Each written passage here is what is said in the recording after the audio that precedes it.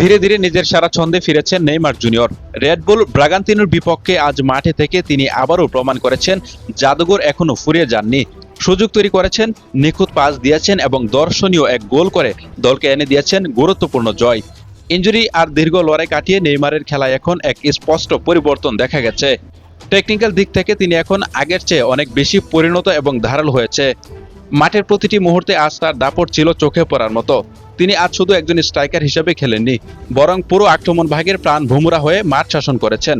Neymar যখন মনে প্রাণে পণ করেছেন তিনি বিশ্বকাপে যাবেন, তখন তাকে আটকে রাখার সাধ্য কার? বিশ্বকাপে স্কোয়াড ঘোষণা হতে হাতে সময় মাত্র আর কয়েকদিন। আর ঠিক এই মুহূর্তে ফুটবল বিশ্বের সবথেকে বড় আলোচনার নাম এখন নেইমার জুনিয়র। রেড বুল ব্রাগান্তিনোর বিপক্ষে আজকের ম্যাচে তিনি যে ফুটবল শৈলী উপহার দিলেন, তা কি কোচ কার্লো আনচেলত্তিকে বাধ্য করবে তাকে জাতীয় দলে ফেরাতে?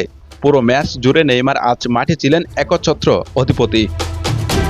মাঝমাঠ থেকে বল নিয়ে ড্রিবলিং করে প্রতিপক্ষের ডিফেন্স চোরমার করা কিংবা সতীর্থদের জন্য একের পর এক গোলের সুযোগ তৈরি করা। নেইমার আজ বুঝিয়ে দিয়েছেন কেন তাকে ফুটবলের জাদুকর বলা হয়। বিশেষ করে প্রথমার্ধের ইনজুরি টাইমে তার করা গোলটি ছিল দেখার মতো।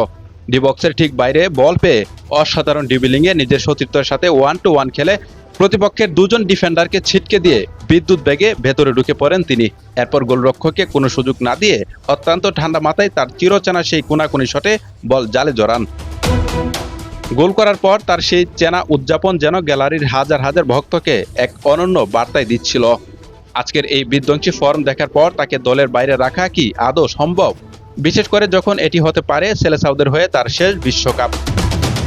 2023 সালের সেই ভয়াবহ চোটের পর অনেকেই তার শেষ দেখে ফেলেছিলেন, কিন্তু নেইমার লড়েছেন নিজের সাথে, লড়েছেন ভাগ্যের সাথে। এখন বল কার্লো আনচেলত্তির কোর্টে। বিশ্বকাপের স্কোয়াড ঘোষণার এই অন্তিম মুহূর্তে নেইমার এখন ব্রাজিলের সবথেকে বড় আশার আলো। ভক্তরা অধীর আগ্রহে অপেক্ষা করছেন সেই মাহেন্দ্রক্ষণের জন্য, কখন আবার হলুদ জার্সিতে মাঠ কাঁপাতে দেখা যাবে এই জাদুঘরকে।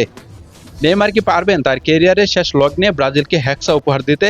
উত্তর মিলবে আগামী কয়েকদিনের মধ্যেই।